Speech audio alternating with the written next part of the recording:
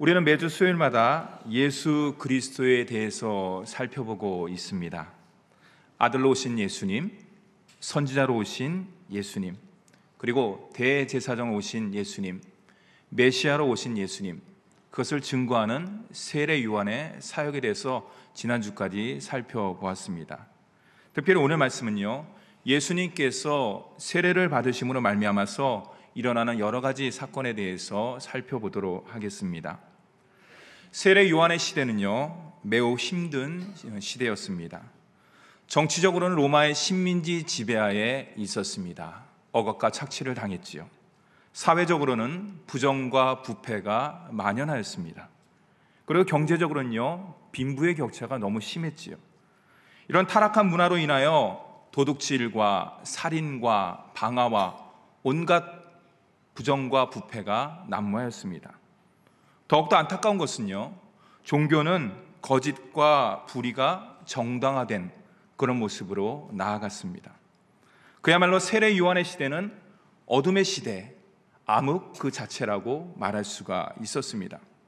근데요, 그 당시가 진짜 어둠과 암흑의 시대인 것은 그런 여러 가지 정치, 경제, 사회, 문화적으로 여러 가지 모습들도 있었지만 더 암담한 것은 말라기 이후에 400년 동안 하나님의 계시, 하나님의 메시지, 하나님의 음성이 들리지 않았다는 사실입니다. 그들에게 하나님의 말씀은 곧 하나님의 백성의 정체성입니다. 하나님의 말씀이 들리지 않았다는 것은 그들이 아브라함으로부터 부름받은 그 정체성, 그것이 근본적으로 흔들렸다는 것과 똑같은 것이죠. 더 나아가서 그들이 이 땅 가운데 살아갈 수 있는 힘과 능력을 상실했다는 것과 같은 의미입니다. 400년 동안 하나님의 음성이 들리지 않았을 때 그들이 얼마나 고통스럽고 힘들었을까요? 이러는 시대적 분위기에서 오늘 말씀은 이렇게 시작을 하고 있습니다. 13절 말씀에 제가 다시 한번 읽어드리도록 하겠습니다. 이때 예수께서 갈릴리로부터 요단강에 이르러 요한에게 세례를 받으러 하시니, 여기서 이때는요, 바로 세례 요한이 복음을 전한 이후라는 뜻이지요. 세례 요한이 광야에서 불같은 외침으로 외칩니다.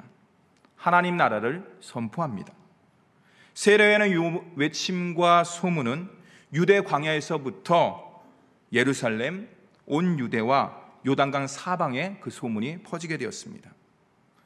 세례 요한의 복음 전파에 하나님 나라를 사모하며 나온 많은 사람들이 있었습니다. 근데 그런 사람들도 있었지만 남이 가니까 야, 세례 요한이 특별하대, 약대 털옷을 입고 메뚜기를 먹고 석청을 먹는 희한한 사람이래, 그런 궁금증을 가지고 나아가는 구경꾼들도 있었습니다. 무리들은 세례 요한의 외침을 다 알지는 못했지만 분명한 것은 400년 동안 침묵한 하나님의 음성이 바로 세례 요한을 통해서 들렸다는 것을 그들은 알고 있었습니다. 그리고 적극적으로 반응했지요. 그것은 바로 하나님의 심판적 선언이 아니었습니다. 그 반대로 이스라엘 향한 하나님의 사랑의 부르심이었던 것이죠. 무슨 말입니까? 세례 요한의 외침은 마치 하나님의 은혜의 새로운 시작을 알리는 영적인 빰파레와 같은 것이었습니다. 그 반응으로 그들의 주위에, 그 세례 요한 주위에 많은 사람들이 나왔습니다. 그리고 자기의 죄를 회개했습니다. 그리고 세례 요한은 회개의 세례를 그들에게 베풀었던 것이죠. 수많은 무리들이 400년 동안 단절된 하나님의 음성을 들으려고 나온 그 다양한 무리들 가운데 바로 하나님의 아들인 예수 그리스도도 그 가운데 있었습니다. 세례 요한은요, 무리 가운데 계신 예수님을 보고 놀라지 않을 수가 없었지요. 왜냐하면 세례 요한이 성령의 계시를 받고 주님의 앞길을 예비하는 자임에도 불구하고 왜 그가 예수님의 모습을 보고 놀랐을까요? 그것은 세례 요한이 생각한 예수님의 모습과 지금 보는 모습과 너무나 달랐기 때문인 것이죠. 세례 요한이 아마 이렇게 생각했을 것입니다. 예수님의 모습은 알곡과 가라지를 고르는 심판의 주님의 모습이 아니었을까, 아마 그렇게 생각했기 때문에 놀랄 수도 있었습니다. 세례 요한이 주님의 모습을 보고 놀랐는데 그는 더 놀라운 사실이 있었던 것이죠.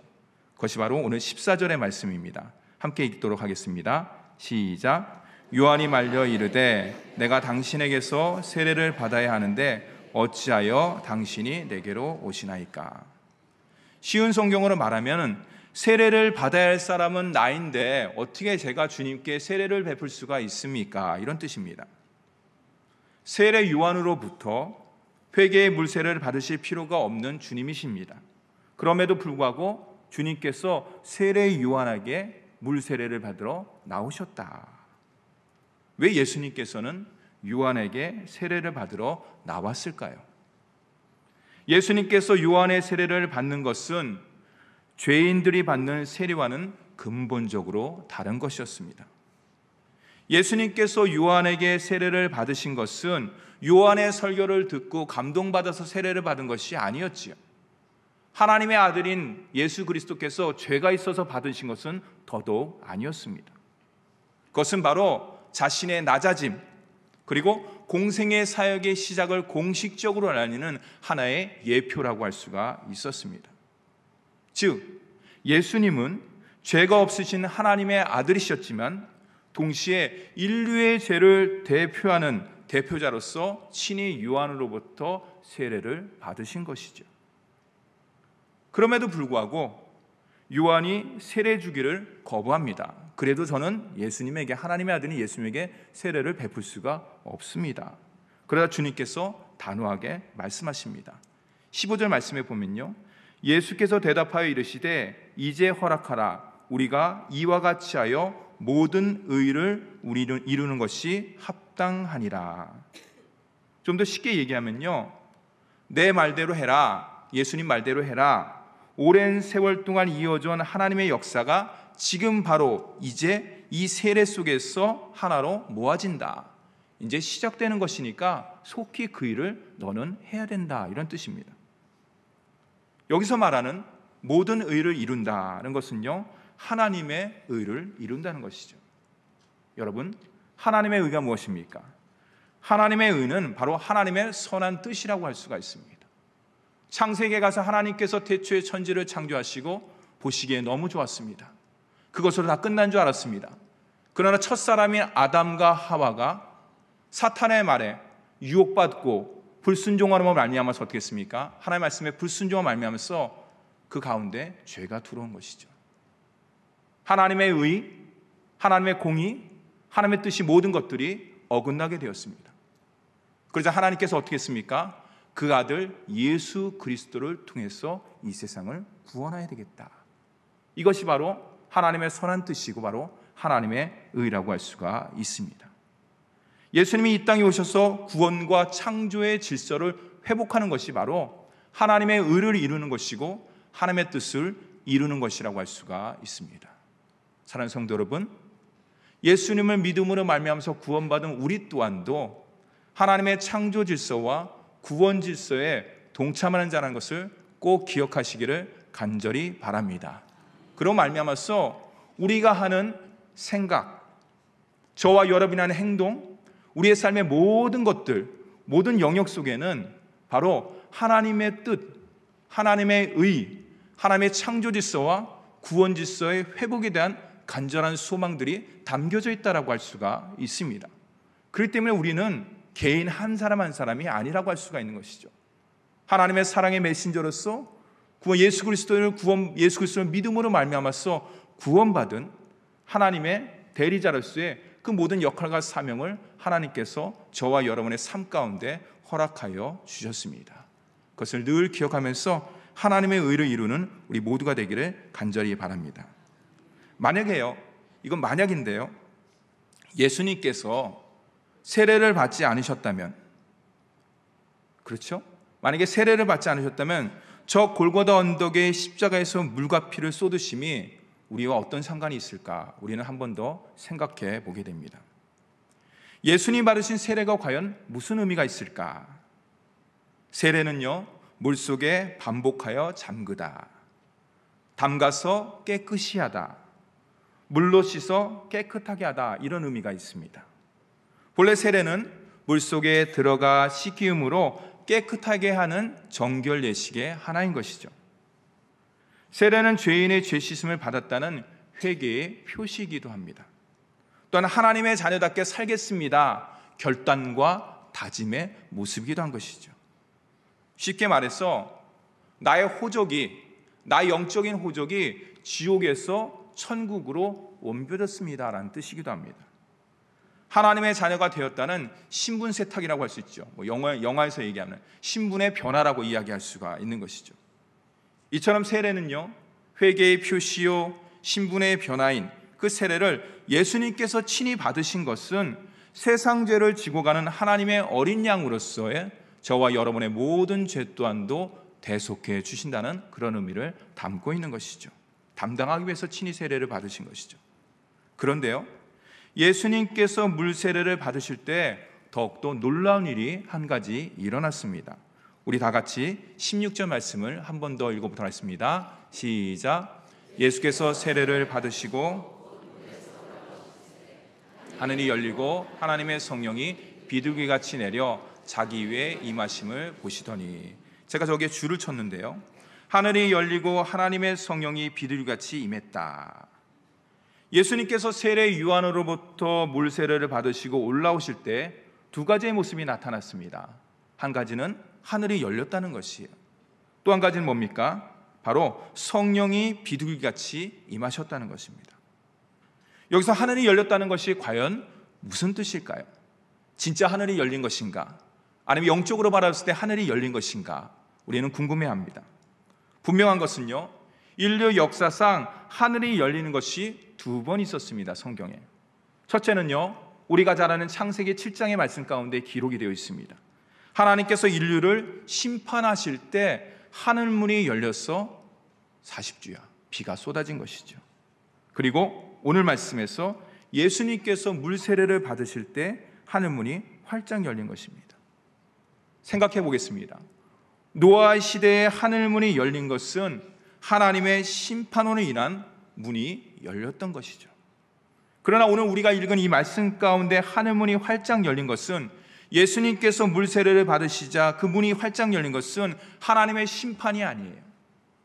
하나님의 저주는 더더욱 아니라고 할 수가 있습니다. 인류를 향한 사랑과 기쁨과 평안의 문이 활짝 열린 줄 믿으시기 바랍니다. 사랑하는 성도 여러분, 우리가 이 땅 가운데 하나님의 자녀로서 살아가면서 사방에 막힐 때가 많이 있습니다. 마음이 답답할 때도 있습니다. 낙심할 때도 있습니다. 좌절할 때도 있습니다. 그러나 우리가 너무나 낙심하거나 좌절할 필요가 없는 이유가 여기 있습니다. 왜 그렇습니까? 믿음의 눈을 활짝 여시기를 간절히 바랍니다. 믿음의 눈을 활짝 열어서 저 하늘을 바라볼 때 하늘문이 저와 여러분을 향해서 활짝 열려 있는 줄 믿으시기 바랍니다. 영적으로 바라봤을 때 하늘문이 열렸다는 것은 하나님과 나와 영적 소통인 것이에요. 하나님과 나와의 영적인 소통은 무엇입니까? 하나님의 문제는, 내 문제는 하나님의 문제라는 것과 같은 뜻이라고 할 수가 있는 것이죠. 두 번째로요, 성령이 비둘기같이 임했다. 성경에서 비둘기는 성령을 상징합니다. 바로 성령 하나님의 인치심을 의미하는 것이죠. 그런데 궁금한 것이 있습니다. 예수님은 하나님의 아들인데, 아니 더 정확하게 표현한다 그러면은 성부 하나님, 성자 예수님, 성령 하나님 삼위일체와 모든 위격이 같고 모든 능력과 모든 것들이 동등하신 분인데, 그렇죠? 동일한 신성을 갖고 계시고 그런 능력에 조금이라도 부족함이 없는 분이신데 왜 성령의 인치심을 받아야만 했을까? 왜 예수님께서는 성령 세례를 받으셨을까? 예수님께서 회개의 세례는 물 세례와 동시에 성령의 거룩한 인치심을 받은 것은 과연 누구를 위한 것인가?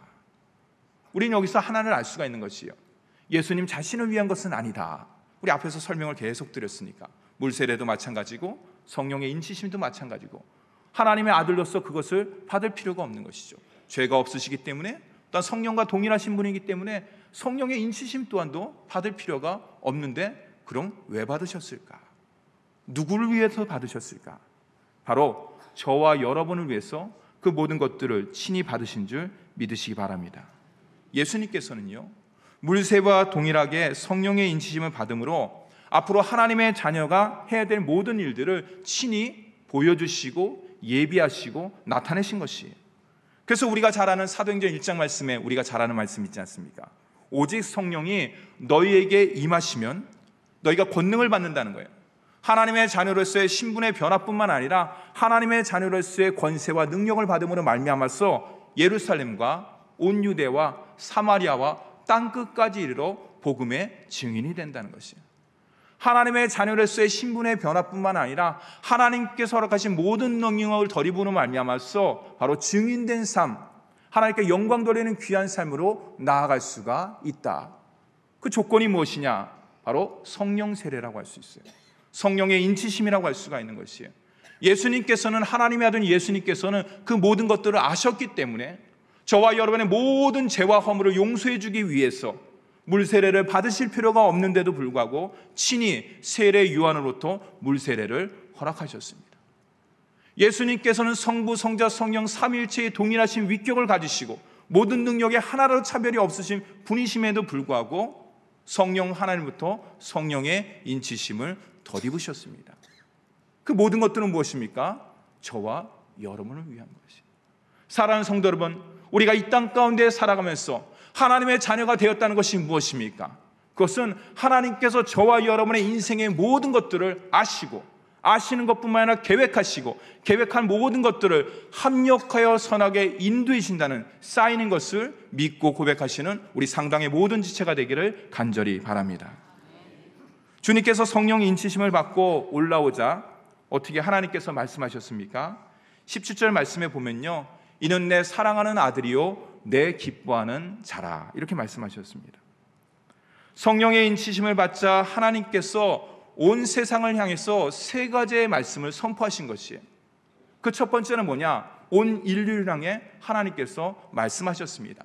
아까 제가 서두에 얘기했죠?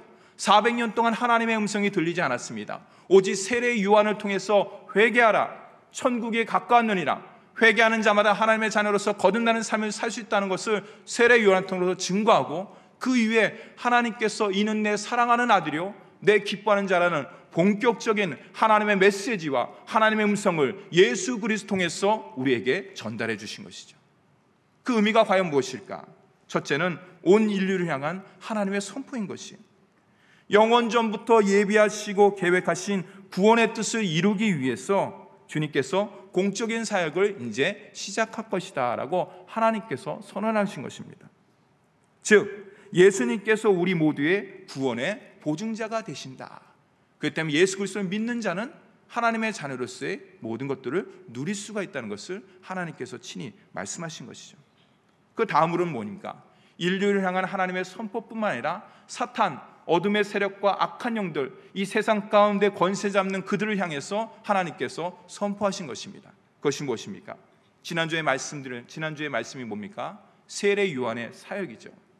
세례 요한의 사역을 한마디로 말한다 그러면 예수 그리스도를 예비하는 사역이라고 할 수가 있는 것입니다.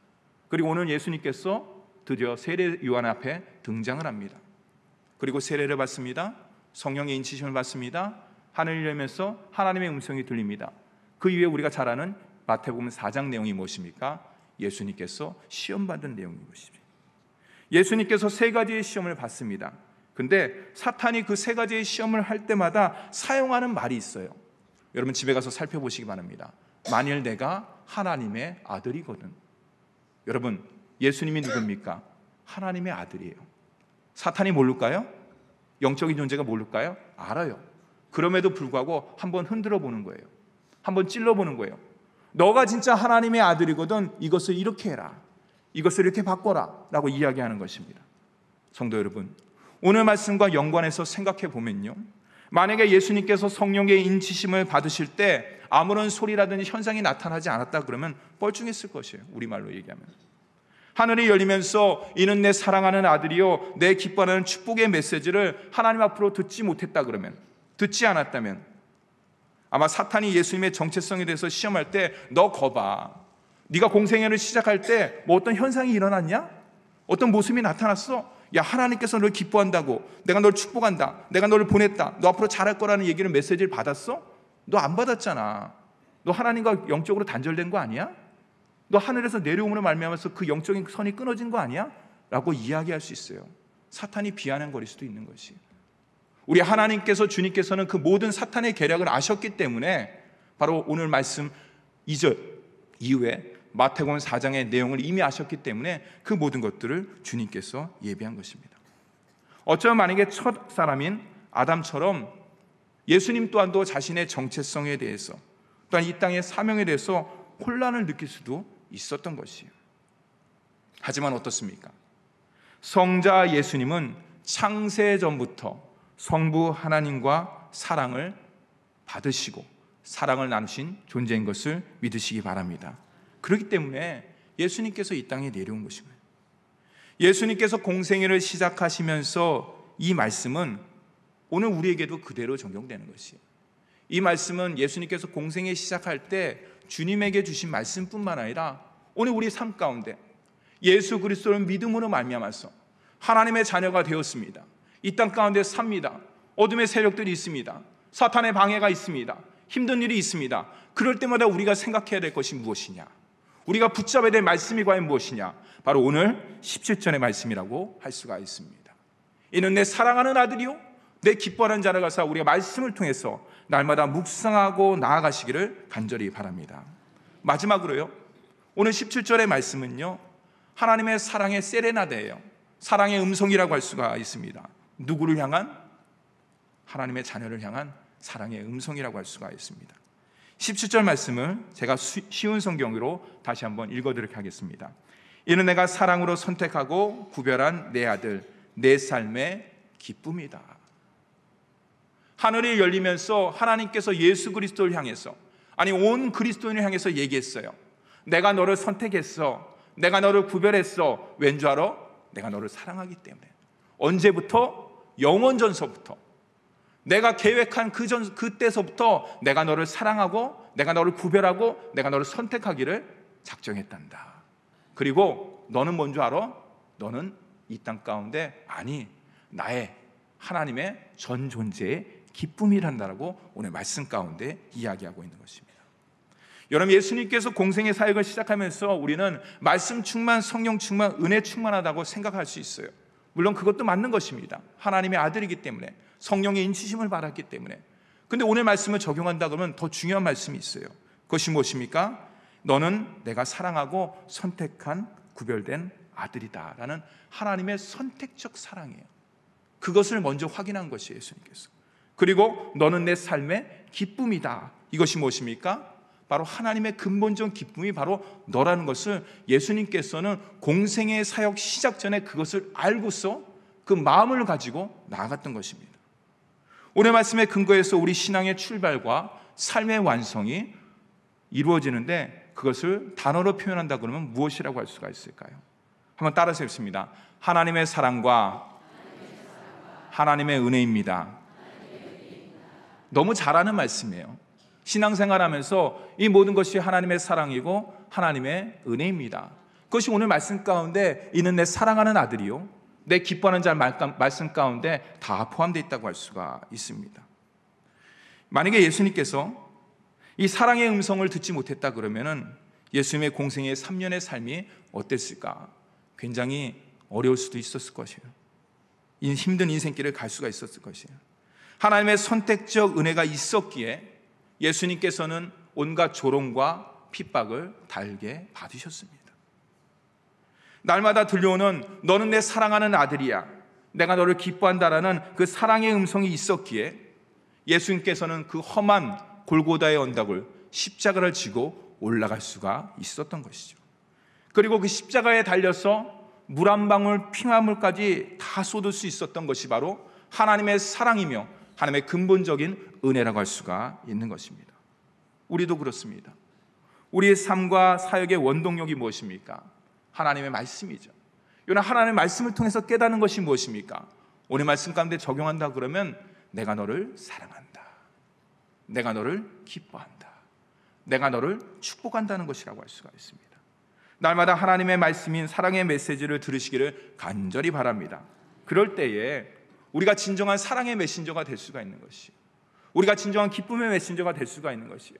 내가 사랑하지 않는데, 내가 참 사랑이 없는데, 내 마음 가운데 참 기쁨이 없는데 어떻게 암울한 세상 가운데서, 어두운 세상 가운데서 사탄이 판치는 이 세상 가운데서 참사랑의 메시지를 전할 수가 있을까요? 참된 기쁨을 전할 수가 있을까요? 그들에게 참된 안식을 전할 수가 있겠습니까? 우리 마음 가운데 참된 사랑과 참된 기쁨이 없다 그러면 죄송하지만 우리가 이야기하는 참 사랑과 기쁨은 어떤 공허한 메아리에 그칠 수밖에 없는 것입니다. 우리가 잘 아는 영혼의 찬송가 페니 크로스비라는 사람이 있습니다. 한번 띄우시죠. 열정적으로 쓴 1만여 편의 찬송시 중에 우리 찬송가에는 23곡이 담겨져 있다고 합니다. 그 중에 우리가 잘 아는 곡이 있는데요, 찬송가 279장에 인내하신 구세주여, 그렇죠?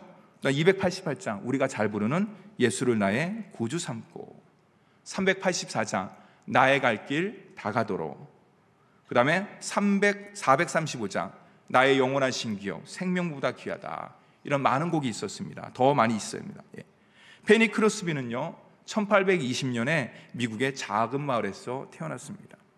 근데 안타깝게도 태어난 지 6주 만에 의사의 부주의로 말미암아서 실명하게 되는 것이에요. 그녀는 가난한 가정 가운데 태어났습니다. 설상가상으로 그녀가 1살이 되었을 때 그의 사랑하는 아버지가 돌아갔습니다. 육체적으로 연약함, 삶 가운데 가난, 그리고 여러 가지 할머니와 아버지와 여러 가지 세상을 떠났을 때 인간적인 관점에서 보면 어떻습니까? 그녀는 세상에서 가장 불쌍한 사람 중에 한 사람이라고 말할 수가 있지요. 그럼에도 불구하고 그녀가 95세까지 살았는데요, 95세까지 살 동안에 그녀의 이름 앞에 붙여지는 내용이 뭐냐면 금세기 최고의 찬송가 작가라는, 그래서 아까 얘기했듯이 영혼의 찬양 전도자 페니 크로스비라는 이름 앞에 붙어지는 병칭이 있습니다. 과연 어떻게 그렇게 살 수가 있었을까? 과연 그녀의 힘과 원동력은 무엇일까? 저는 그 대답을 찬송가에서 찾고자 합니다. 찬송가 540장에 보면요, 우리가 잘 아는 찬송가가 있습니다. 주의 음성을 내가 들으니 사랑한단 말일세. 제가 읽어드리겠습니다. 주의 음성을 내가 들으니 사랑한단 말일세. 믿는 마음으로 주께 가오니 나를 영접하소서. 내가 매일 십자가 앞에 더 가까이 가오니 구세주의 흘린 피로써 나를 정케 하소서. 찬송가 540장이에요. 우리 4절을 다 함께 읽어보도록 하겠습니다. 시작. 우리 구주의 넓은 사랑을 측량할 자 없으며 주가 주시는 참된 기쁨도 헤아릴 수 없도다. 내가 매일 십자가 앞에 더 가까이 가오니 구세주의 흘린 피로써 나를 정케 하소서. 사랑하는 성도 여러분, 예수님께서 이 땅에서 구원의 역사를 완성하신 진정한 원동력을 우리는 오늘 말씀 가운데 찾을 수가 있는 것이 바로 하나님의 사랑, 주님의 기쁨이라고 할 수가 있습니다. 페니 크로스비도 마찬가지예요. 이 모든 어려운 시험과 역경을 넉넉히 이길 수 있었던 것은 그녀의 찬송가 540장 가사, 주의 음성을 내가 들었습니다. 날마다 주님의 십자가 앞에 나갔을 때 주님께서 나에게 말씀해 주셨습니다. 그 말씀이 뭐냐? 사랑한다는 말이라는 거예요. 내가 너를 사랑한다. 내가 눈이 멀고 가난하고 환경이 열악하더라도 내가 너를 끔찍이 사랑한다. 내가 너의 기쁨이, 너는 나의 기쁨이 된다는 말을 날마다 들었기 때문에 그녀는 유명한 찬송가의 가사를 쓸 수가 있었고 하나님 앞에 날마다 나아가는 귀한 삶을 살 수가 있었던 것입니다. 여러분, 이 세상은 어떻습니까? 신년이 됐습니다. 바뀐 게 많이 있습니까? 희망과 기쁨과 좋은 소식이 난무합니까? 아니에요. 2018년에서 2019년만 바뀌었을 뿐이지 못 살겠다, 힘들다, 포기하고 싶다, 그런 얘기들이 우리 주위에 많이 들려옵니다. 부정적인 메시지로 가득합니다. 여러분, 우리가 무엇을 할 수 있을까요? 하나님의 참사랑을 받은 자로서 하나님의 기쁨의 근원이 된 우리가 무엇을 할 수 있을까요? 할 수 있는 것이 많이 있습니다. 참사랑을 받은 우리가 참사랑을 전할 수가 있는 것이죠. 더 나아가서 우리의 기쁨, 더 나아가서 하나님께서 우리에게 그 기쁨, 참된 기쁨을 믿지 않는 많은 사람들 가운데, 어둠 가운데 있는 사람들에게 증거를 할 수가 있는 것입니다. 어떻게 그렇게 전할 수가 있을까요? 따라서 해보겠습니다. 우리는 하나님의 사랑받는 존재입니다. 그거입니다, 여러분. 하나님의 사랑이 내 마음 가운데, 내 삶 가운데 차곡차곡 쌓이고 가득가득 넘칠수록 우리의 생각과 우리의 말과 우리의 행동과 우리의 모든 삶은 사랑으로 점철될 것입니다. 사랑하는 성도 여러분, 2019년도 여러 가지 계획들이 있지요. 삶의 계획도 있습니다. 영적인 계획도 있습니다. 그 모든 계획 가운데 가장 우선시돼야 될 계획이 무엇입니까? 하나님의 자리에 나와서 하나님의 음성을 듣는 것이에요. 한 귀로 듣고 한 귀로 흘려보내는 것이 아니라 큐티를 통해서, 말씀 묵상을 통해서 하나님 저에게 말씀하여 주옵소서, 주의 종이 듣겠습니다라는 사랑의 음성, 사랑의 세레나데를 날마다 들으시기를 간절히 바랍니다. 그 사랑의 음성을 듣고 나서 그냥 마음으로만 머무는 것이 아니라 어떻습니까? 넘치는 사랑을 가정 가운데, 직장 가운데, 삶 가운데 흘려보내야 되는 것이에요. 흘려보낼 때 하나님의 사랑이 내 마음과 삶 가운데 더욱더 가득 차 넘치는 줄 믿으시기 바랍니다. 올 한 해도 그런 마음과 그런 삶을 가지고 하나님의 영광 돌리는 우리 모두가 되기를 간절히 바랍니다. 사랑과 은혜가 풍성하신 하나님 아버지, 날마다 말씀의 잔에 나갔을 때 하나님께서 나를 사랑하고 나를 기뻐한다는 귀한 말씀을, 메시지를 날마다 들을 수 있도록 인도해 주시니 진심으로 감사드립니다.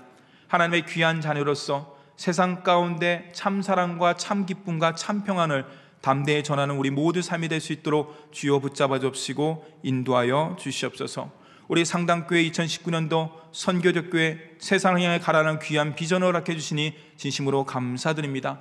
우리 성도 한 사람 한 사람이 아버지 하나님 이것을 마음에 품게 하여 주시옵시고, 가정 가운데, 직장 가운데, 삶 가운데 그것을 펼칠 수 있는 우리 모든 환경과 여건이 될 수 있도록 축복하여 주시옵소서.